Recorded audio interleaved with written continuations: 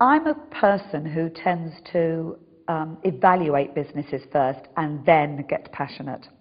It worries me when people believe that passion is enough to make a business work, because it isn't. I'm always saying to people, stop, breathe, consider, is this a genuine business opportunity, and then get absolutely devoted and passionate and all of those words that we know are the right ways to run a business. But consider the business first. I have never gone into a business because it is something that I wanted to do. Is it a good business first? And then I know I'm going to love it because I love business for itself. So I know I'm going to engage with it. But first off, is it a business proposition?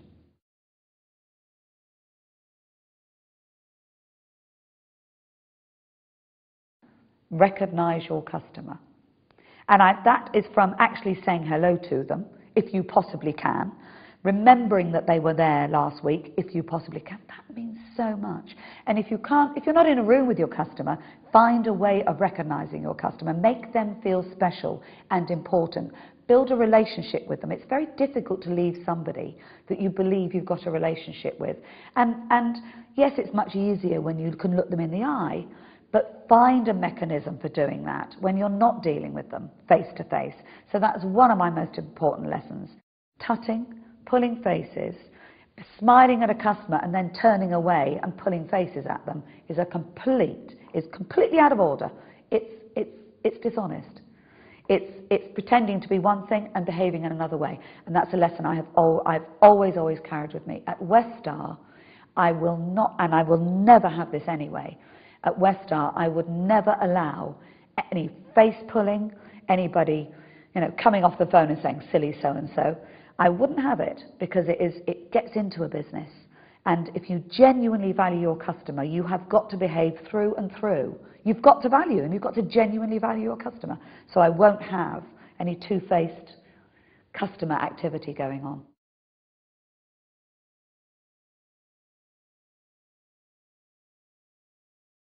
I am very lucky. My parents are very upfront people, and I'm a very upfront person.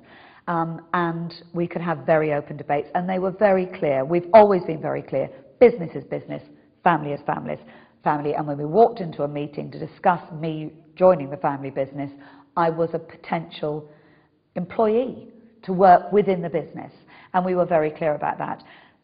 But what I would say is that is definitely the moment to get all of those things out onto the table that actually you probably don't want to. Any conversation you do not want to have with your family, that's your moment to have it. And the very fact you don't want to have it tells me you should be having it. So we had to get everything out and consider even things like succession. What are their plans for the business? I don't want to spend the rest of my time working to build their business up and then find they're going to sell it under my nose. So all of that type of discussion. Now, it doesn't mean that it follows that you can't discuss absolutely everything.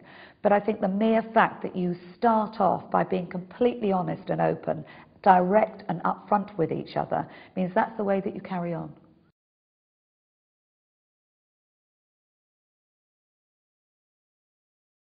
There are things like looking at the way that you buy goods. So, for instance, in good times, take a pub.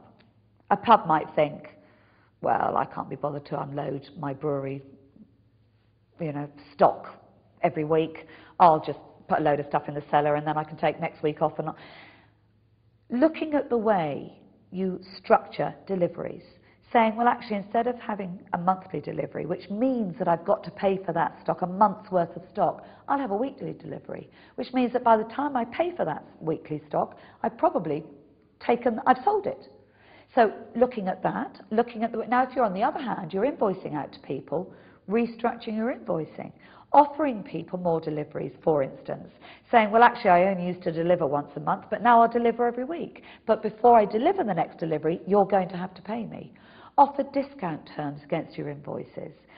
Ask people to go onto direct debit. Offer them discount terms against direct debit. There's many things that you can do to encourage people to pay you on time or pay you, you know, pay you before they've actually delivered. If you're a small business in a startup business, good businesses will understand you need cash flow. It's not shameful to have that conversation, to say, look, I really do need my cash flow, I need it guaranteed, so could I have a 25% deposit, could I have a 50%? Could you pay for all of the goods up front? You know, but anybody in this climate who's doing exactly what they were doing 3 years ago is probably getting it wrong.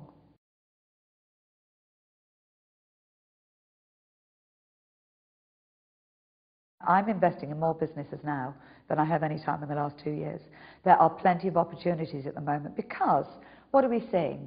We're seeing rents being reduced to realistic levels. I mean, they were at crazy levels. So commercial rents, there's a lot of properties available. There are sites available that would never have been available, you know, before, but suddenly you've got prime sites coming back onto the market. You've got great businesses. I mean, for me, and I don't want to prey off other people's difficulties, but for me, people are finding difficulty getting money from the bank. And I'm being offered businesses that previously were probably being offered sort of traditional funding.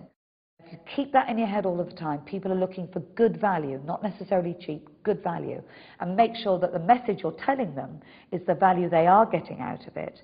Understanding what their values are, is it the cheapest, or does it mean the longest lasting, does it mean the best? You know, understand what their values are and make sure they know that you are the product to buy against their values.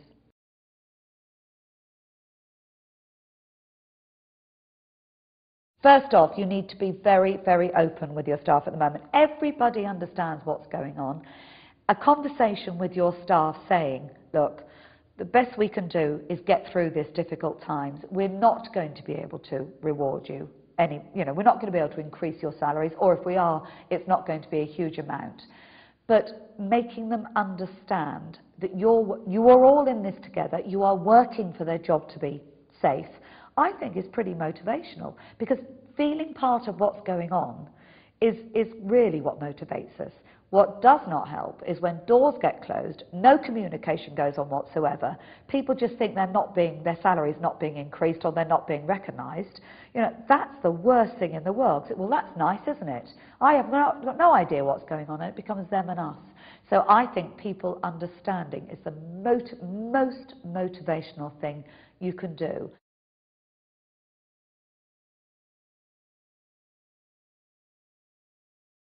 I think that the stage of actually taking it from that sort of startup platform to the growing business, or to the target, is the business's most dangerous moment, because that's the moment where everything can feel like it's running so fast that the bits that I call the engine room start to fail, and the bits that I call the engine room, I hate to say it, the dull and boring bits that everybody says, but the bits that actually make the business tick, systems and processes, whatever your systems and processes, whether they're buying, ordering, whatever they are, the systems and processes, the accounts. Now, the minute I see the accounting start to fall behind, that signals to me there's something going on.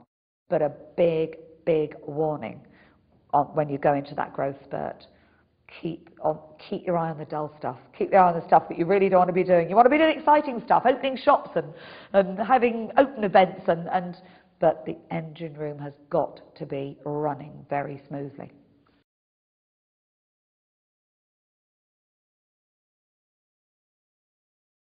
I think mentoring, certainly, at stages in your life, whether you're at startup, whether it's early days, whether you're young, whether you're older, mentoring can be very, very useful, because apart from anything else, it draws on experience from other people.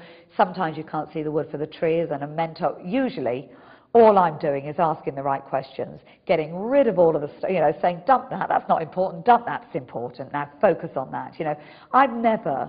The people I've mentored have got the answers themselves. It's my job to keep them focused on what's the important stuff and make sure they know which are the questions they should be asking. That's very important. I think mentoring can also be quite dangerous. I think a mentor's job is not to become a crutch, and it can very easily slip into that. And when I sense that somebody's phoning me and asking me questions that honestly they know the answers to, and they really should be taking responsibility for themselves, I back right away from it, because it's a very dangerous relationship when you start becoming an integral part of the way that person thinks. Your job as a mentor is to develop them to the stage where they don't need you anymore.